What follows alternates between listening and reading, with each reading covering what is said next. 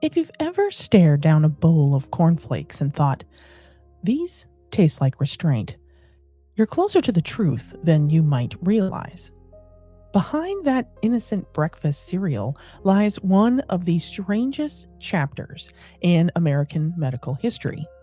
A story that begins not with breakfast, but with bladders, bowels, and deep pursuit of pleasure. Welcome back, creeps. I'm your host, Noelle, the weirdo Wisconsinite of Creepy Confidential. I open case files on cryptids, cults, conspiracies, and other worldly creepy. I suggest you grab a cup of your favorite creepy beverage and join me on today's journey into the strange and obscure. I call this episode John Harvey Kellogg, Cornflakes and the War on Women's Hysteria. Today, our case file is on Dr. John Harvey Kellogg, a man who can make a morning jog sound like a sermon and a bran muffin feel like a moral obligation. Born in 1852 in Tyrone, Michigan, Kellogg grew up in the world of the Seventh-day Adventists, a Christian denomination that saw the body as a temple. And unfortunately, most people vandalized that temple with everything from alcohol to meat to masturbation. From a young age, John was steeped in the belief that health wasn't just physical, it was moral. When most boys his age were discovering the joys of life, Kellogg was busy discovering enemas, and he would never stop. By his early 20s, Kellogg had become a physician and taken charge of the Battle Creek Sanitarium in Michigan, a sprawling health spa that was part hospital, part church camp, part luxury resort. It was, by all accounts, one of the strangest places in America. Here, the wealthy elite came not to be pampered, but to be purged. The sanitarium offered hydrotherapy, electrotherapy that included mild shocks in delicate places, light therapy, giant bulbs shining down on naked patients, and, of course, an endless array of enemas. Kellogg believed that constipation was the root of almost every disease, physical, mental, and moral. The colon, to him, was a battlefield of sin and microbes. Visitors might find themselves sitting in vibrating chairs to stimulate the bowels, drinking gallons of carrot juice, or being introduced to a diet so bland it made hospital food look decadent. And all of this was served with a side of sanctimony. The sanitarium's guest list was as glittering as it was uncomfortable. Presidents, inventors, and socialites all lined up to be cleansed. Among them was Thomas Edison, who probably appreciated the electricity, if not the food. They came for health, but they'd left with a new relationship into their intestines and perhaps a few questions about where medicine stopped and religion began. To understand Kellogg's most notorious beliefs, you have to understand the medical backdrop of his time. The late 19th century was obsessed with hysteria, quote unquote, a catch-all diagnosis applied almost exclusively to women.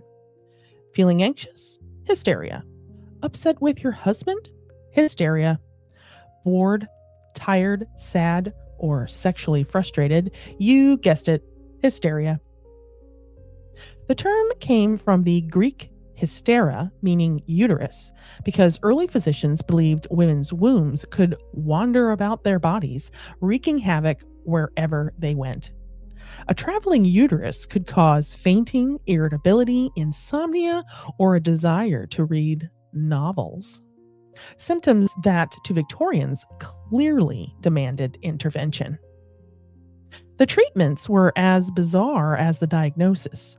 Some physicians prescribed marriage, arguing that frequent marital sex would settle the wandering womb.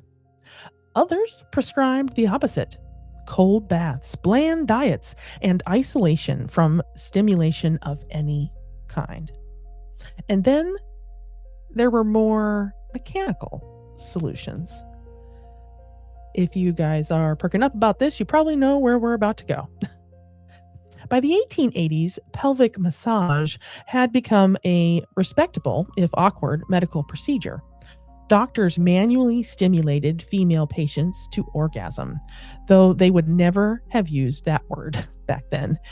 To relieve their congestion is how they would put it.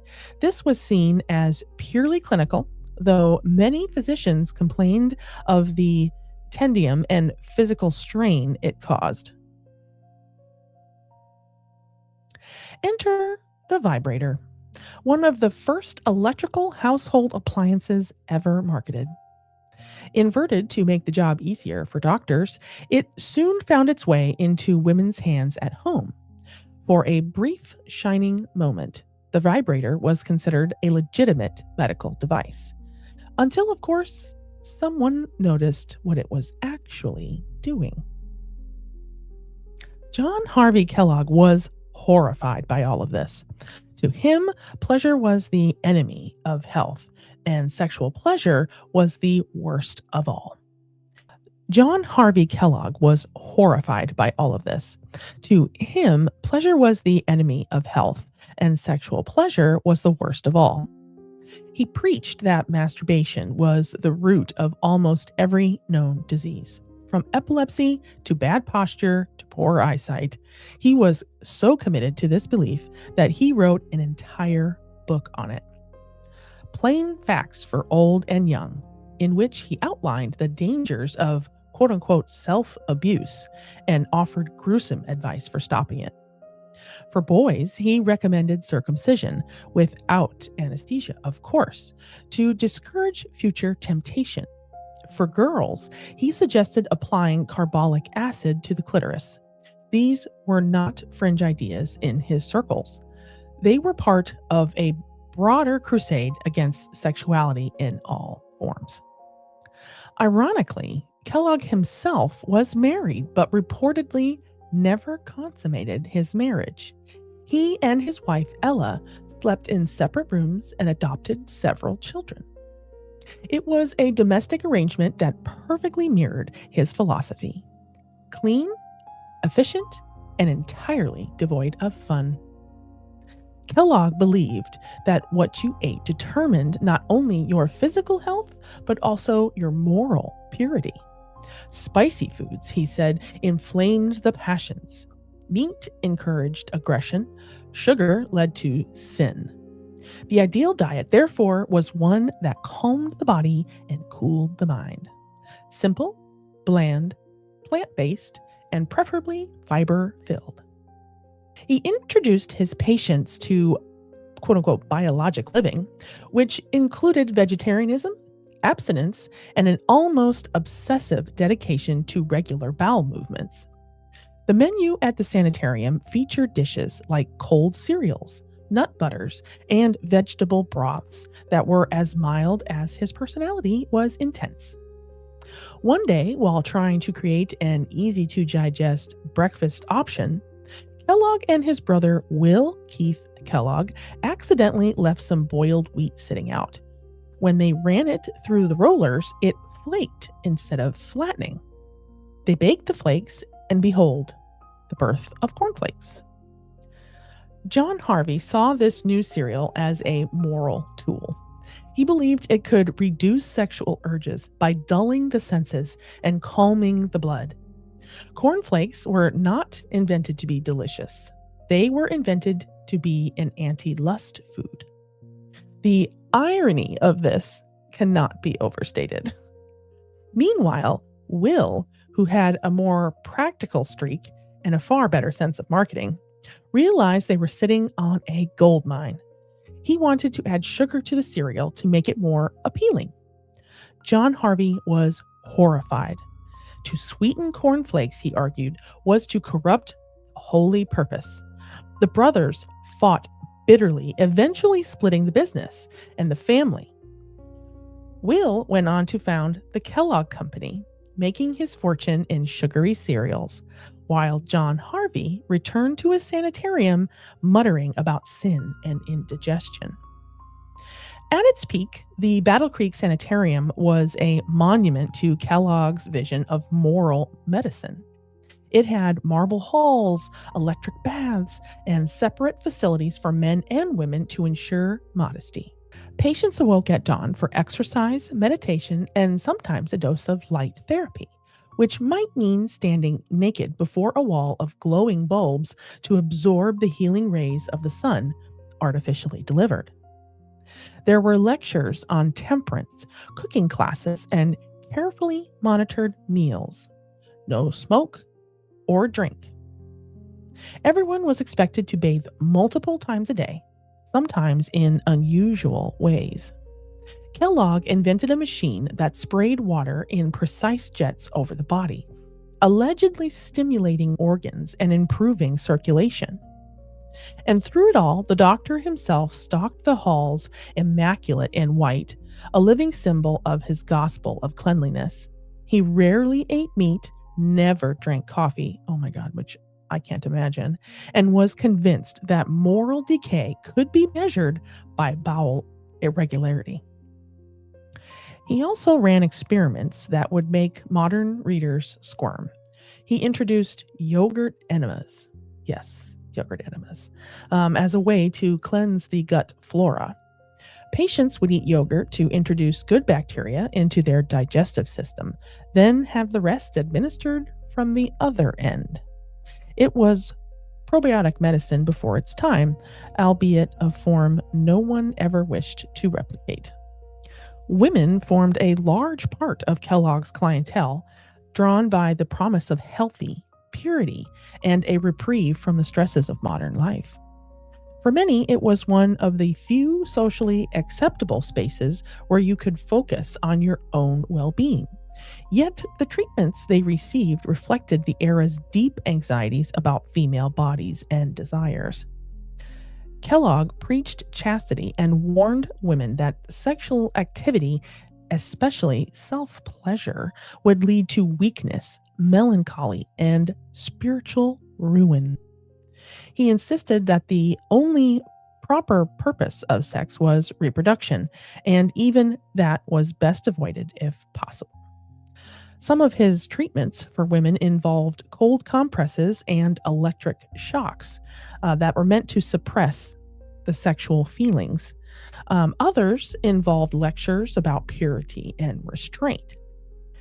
Yet, the sanitarium also represented an early form of women's health retreat.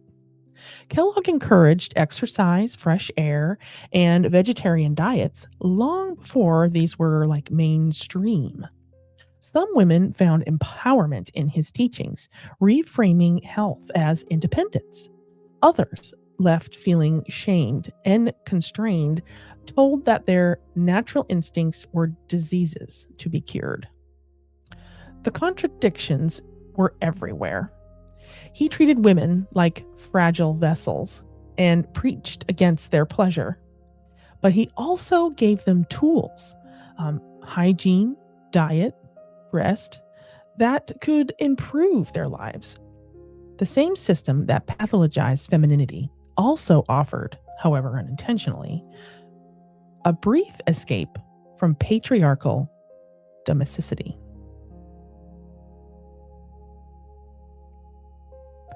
By the early 20th century, Kellogg's crusade from purity had expanded far beyond the sanitarium. He became a prominent voice in the eugenics movement, advocating for the sterilization of those he deemed, quote unquote, unfit.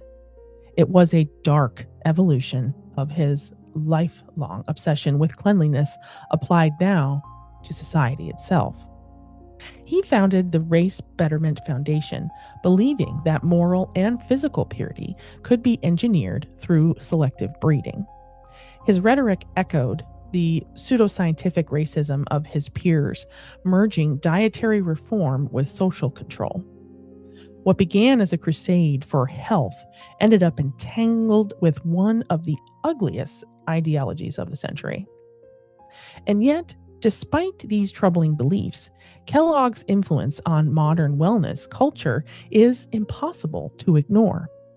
His emphasis on plant-based diets, exercise, and gut health foreshadowed many modern health trends, albeit stripped of the moral panic that originally fueled them. After a fire in 1902 and financial troubles following World War I, the Battle Creek Sanitarium went into decline.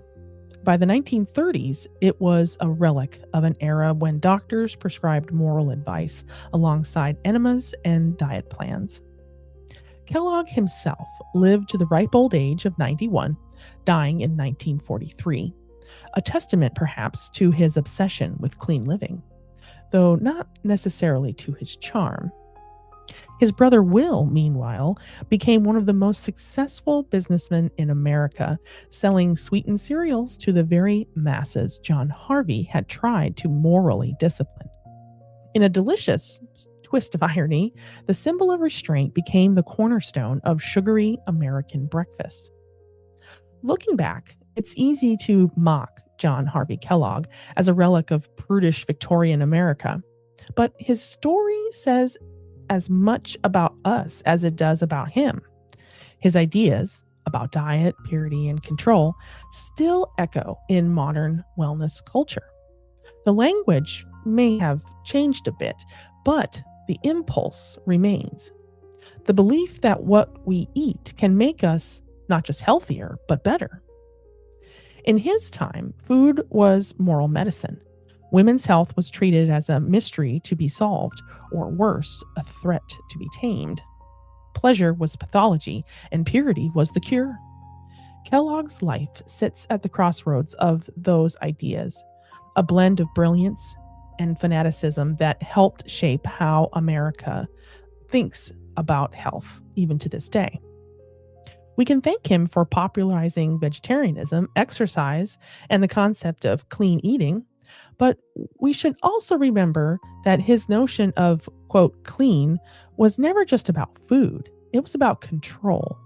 He wanted to scrub not just the body, but the soul. So the next time you pour a bowl of cornflakes, remember, you're not just eating breakfast. You're partaking in a 150-year-old moral experiment, a crusade against a sin disguised as cereal. And as you spoon up those crunchy, sugary flakes, the very thing Kellogg swore would corrupt the masses, imagine the good doctor frowning from his marble sanitarium, aghast at what his anti-lust breakfast became.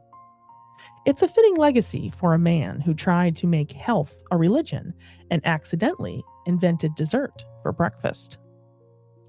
Thanks for joining me for today's episode. John Harvey Kellogg, Cornflakes and the War on Women's Hysteria. Please take a moment to leave a review and give us a follow. We don't want you to miss out on any new episodes. And for more creepy content, visit creepyconfidential.com. Stay creepy, my friends, and I'll see you next time right here on Creepy Confidential.